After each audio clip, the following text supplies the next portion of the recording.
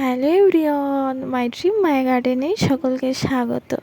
আমি হঠাৎ ছাদে এসে দেখলাম কমলা লেবু গাছটা থেকে একটা কমলা ছিঁড়ে নিচে পড়ে আছে।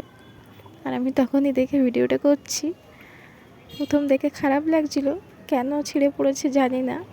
সম্ভবত দেখুন, এই যে একটু পছন্দ ধরেছে তার জন্য ছিঁড়ে পড়েছে কিনা জানি না। আর লেবুগুলো দেখছেন কত বড়, এই যে ওই মোটা থেকে ছিঁড়ে পড়েছে। অনেকটাই বড় বড় হয় এই গাছটাতে লেবু। এটা তো শীতকালীন ফল, তারপরেও দেখুন কত বড় বড় হয়েছে। আর এই লেবুগুলো না সদ্য তুলে খাওয়াও যায় না, খুব টক লাগে। তবে 2-5 দিন রেখে দিলে তারপরে খেলে খুব মিষ্টি। আর দেখুন এখনও কিন্তু আছে, এই যে একটা, আর দেখুন ওই যে পিছনে এই যে আর একটা। আর এগুলো কিন্তু এখনও পাকার সময়ও হয়নি, এখনও পুরোটাই সবুজ।